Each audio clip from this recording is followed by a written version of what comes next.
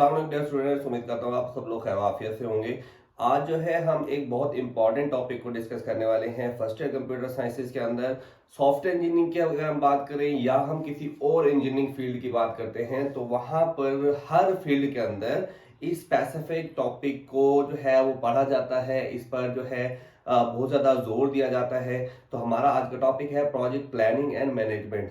अब अगर हम देखें तो किसी इंजीनियरिंग फील्ड के अंदर कोई बिल्डिंग बन रही है, कोई मशीनरी बन रही है या कोई ब्रिज बन रहा है या कोई सॉफ्टवेयर प्रोडक्ट बन रहा है, तो अपने आप में ये सारे के सारे क्या होते हैं, एक प्रोजेक्ट होते हैं। ठीक है। और दुनिया भर में जितने भी प्रोजेक्ट फेलियर्स होते हैं उसमें 90% जो प्रोजेक्ट फेल होते हैं वो पुअर प्लानिंग की वजह से होते हैं।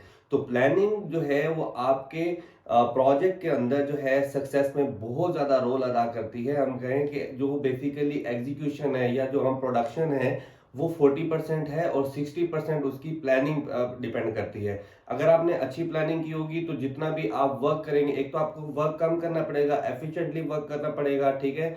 और अगर आप जो है प्रॉपर प्लानिंग से नहीं चलेंगे तो एक तो आपको वर्क ज्यादा करना पड़ सकता है और उसमें आपके उस वर्क को फेल होने में, मतलब उसके प्रोजेक्ट के फेल होने के चांसेस भी बढ़ जाते हैं।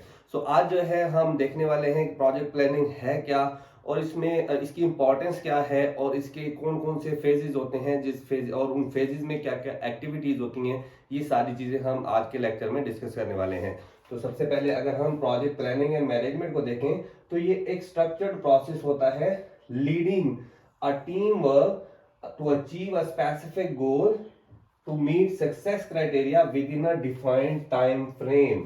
मतलब आपने एक टीम वर्क को लीड करना है। जो प्रोजेक्ट मैनेजर होता है बेसिकली उसने क्या करना होता है, एक टीम वर्क को जो है मैनेज करना है, लीड करना है to achieve a specific goal to meet the success criteria. मतलब जो आपने प्रोजेक्ट कंप्लीट करना है, अब उसके सक्सेस क्राइटेरिया जो है बेसिकली तीन चीजों के ऊपर डिपेंड करता है।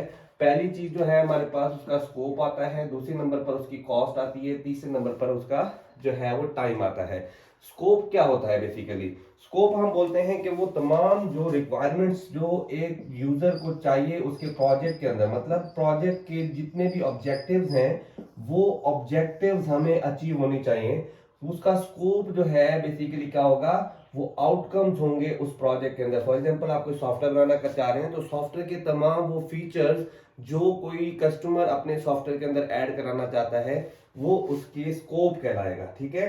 अब आप लोगों ने आप तमाम फीचर्स को भी उसके अंदर जो है वो मीट करना है। दूसरे नंबर पर क्या आता है, कॉस्ट। मतलब कितना बजट जो है उसको स्पेसिफाई किया गया है और उसी बजट के अंदर अंदर रहकर आपने अपने प्रोजेक्ट को कंप्लीट करना है और जो टाइम फ्रेम आपको दिया गया है उसी टाइम फ्रेम के अंदर आपने उसको कंप्लीट करना है। तो बेसिकली जो है ये सारी प्लानिंग एंड मैनेजमेंट जो है इन तीनों कंस्ट्रेंट्स को कंप्लीट करने के लिए, और अगर आपका जो प्रोजेक्ट है वो इन तीनों कंस्ट्रेंट्स पर फुली मतलब जो है वो जस्टिफाई करता है इन तीनों कंस्ट्रेंट्स को, तो हम बोलेंगे कि वो एक सक्सेसफुल प्रोजेक्ट है। ठीक है। अब इसके अंदर अगर हम फेजेस की बात करते हैं तो सबसे पहला फेज आता है इनिशिएशन। अब इसके अंदर बेसिकली क्या होता है कि प्रोजेक्ट का चार्टर बनाया जाता है, मतलब प्रोजेक्ट का स्कोप बताया जाता है कि एक प्रोजेक्ट के अंदर कौन कौन सी रिक्वायरमेंट्स हमसे ली गई हैं, उसके अंदर कौन कौन से हमने जो है वो यूजर को फीचर देने हैं। फॉर एग्जाम्पल अगर हम सॉफ्टवेयर की बात करते हैं तो सॉफ्टवेयर के तमाम जो फीचर्स होंगे उस प्रोजेक्ट चार्टर के अंदर ऐड किए जाएंगे। ठीक है। फिर फिजिबिलिटी स्टडी जो है, अब जो उसने हमें रिक्वायरमेंट बताई है, आया कि हम विद इन जो कॉस्ट उसने बताई है, विद इन जो टाइम फ्रेम बताया है, जो हमारे पास टेक्निकल एबिलिटीज हैं उसके मुताबिक क्या हम उसको फुलफिल भी कर सकते हैं या नहीं कर सकते। टेक्निकल एबिलिटीज बहुत ज्यादा मैटर करती हैं। फॉर एग्जाम्पल एक आपको कस्टमर जो है वो एआई बेस्ड कोई सॉफ्टवेयर बनवाना चाहता है और आपके पास कोई ऐसा डेवलपर ही नहीं है जो उस एआई मॉड्यूल को जो है वो डेवलप कर सके।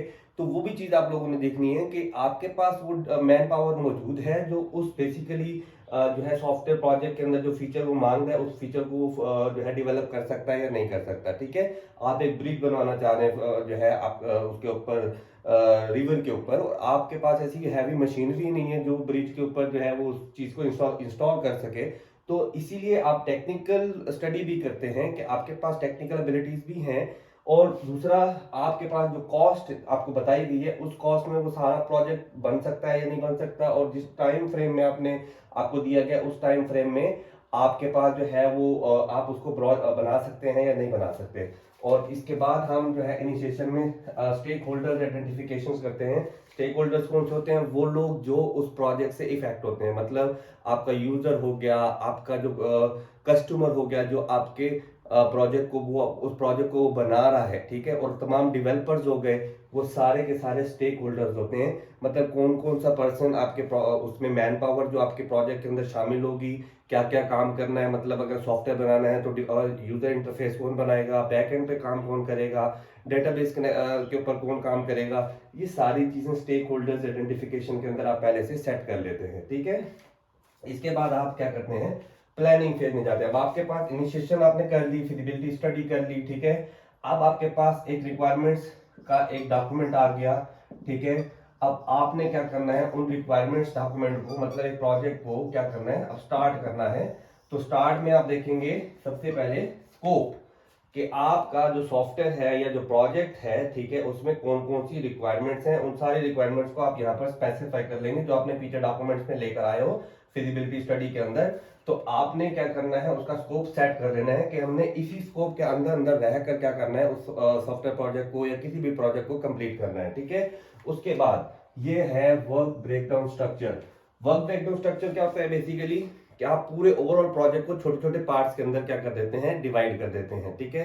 कि उसमें क्या होता है कि हर एक डिफरेंट आप टीम सेट करते हैं और उस टीम को जो है वो स्पेसिफिक छोटे छोटे टास्क असाइन करते हैं।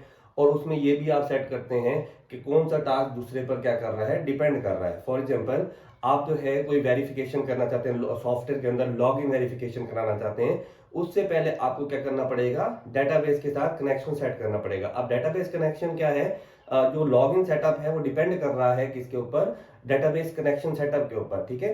तो ये बेसिकली क्या होता है, इसमें डिपेंडेंसी भी बता देते हैं कि कौन से सब टास्क हैं जो एक दूसरे के ऊपर क्या कर रहे हैं, डिपेंड कर रहे हैं। तो उसके मुताबिक हम एक वर्क ब्रेकडाउन स्ट्रक्चर बना लेते हैं, हर टास्क को जो है छोटे छोटे पार्ट्स में डिवाइड कर देते हैं।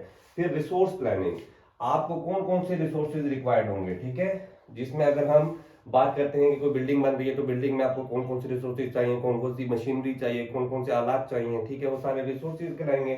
सॉफ्टवेयर के बारे में अगर हम बात करते हैं तो उसमें आपको कौन कौन से सॉफ्टवेयर रिक्वायर्ड हैं, ठीक है। तो वो सारे टेक्निकल रिसोर्सेज जो है और कौन कौन से मैन पावर, कौन कौन से डिवेलपर्स आपको रिक्वायर्ड हैं, वो सारे रिसोर्स प्लानिंग के अंदर आप जो है उसके अंदर सेट करते हैं। और फिर शेड्यूलिंग करते हैं, ये बड़ी इंपॉर्टेंट रहती है, क्योंकि आपको टाइम फ्रेम, जो टाइम कंस्ट्रेंट्स है उसको अचीव करने के लिए शेड्यूलिंग बहुत इंपॉर्टेंट रखती है, ठीक है।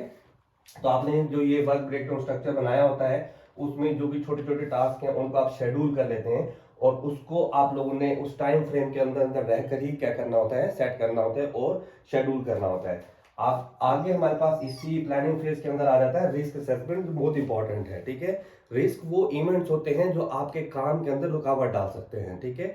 तो ओवरऑल सॉफ्टवेयर प्रोजेक्ट के अंदर कौन कौन से रिस्क हो सकते हैं वो पहले से आप असेस कर लेते हैं, और उसका प्लान भी इसी प्लानिंग फेज के अंदर ही तैयार कर लेते हैं। कि अगर इन केस इस तरह का कोई हर्डल आ जाता है, फॉर एग्जांपल कोई डेवलपर छोड़कर चला जाता है, जो मेन डेवलपर है, तो उससे क्या होगा कि आपके सॉफ्टवेयर प्रोजेक्ट की जो डेवलपमेंट है वो स्लो हो जाएगी। तो आपने प्लान बी रखना है, मतलब एक कोई और सॉफ्टवेयर डेवलपर, कोई मेन डेवलपर आपके पास पाइपलाइन में होना चाहिए आपकी जो है, जिससे अगर वो कोई चला छोड़ के चला जाता है तो आप उसको रिप्लेस कर सके, टाइमली आप अपने काम को जो है दोबारा उस पेस के साथ स्टार्ट कर सके, ठीक है। तो ये सारी एक्टिविटीज हम प्लानिंग फेज में कर लेते हैं। अब ये सारा कुछ होने के बाद फिर हम एग्जीक्यूशन में जाते हैं। एक्चुअल अब यहाँ पर वर्क हमारा क्या हो जाता है, स्टार्ट हो जाता है, जिसमें सबसे पहले हम टीम डेवलपमेंट करते हैं, मतलब यूजर इंटरफेस बनाना है सॉफ्टवेयर का, बैकअप सेटअप करना है, ठीक है, डेटाबेस कनेक्शंस बनाने हैं।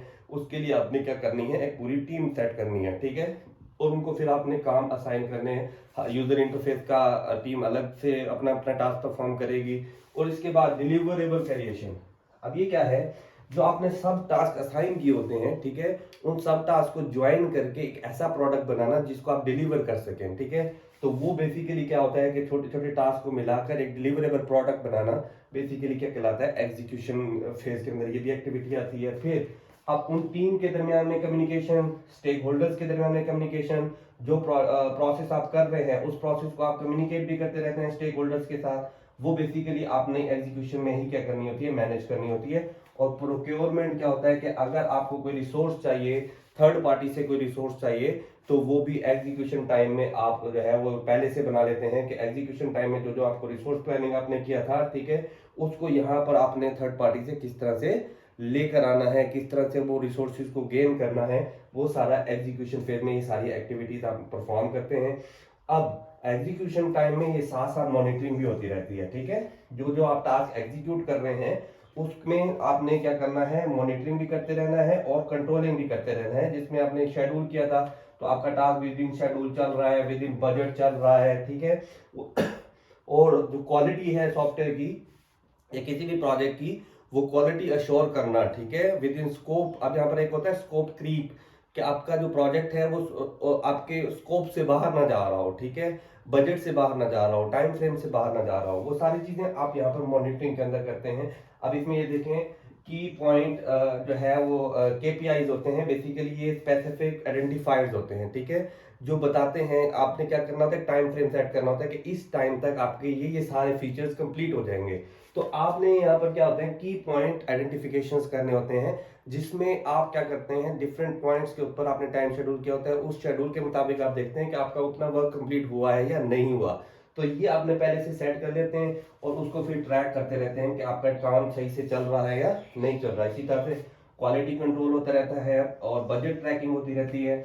उसमें आपने सेट करना होता है कि कितना बजट आपका लग चुका है, कितना बाकी रहता है। इसी तरह से ये बहुत इंपॉर्टेंट रहता है चेंज मैनेजमेंट, कि प्रोजेक्ट काम चल रहा था और आपके दरमियान में आपके पास जो है वो आपका जो है कस्टमर आता है या क्लाइंट आता है कि मुझे एक नई चेंज लेकर आनी है, तो सॉफ्टवेयर के अंदर एक नया फीचर फॉर एग्जांपल ऐड करवाना है, तो आप किस तरह से उसको मैनेज करेंगे, ठीक है।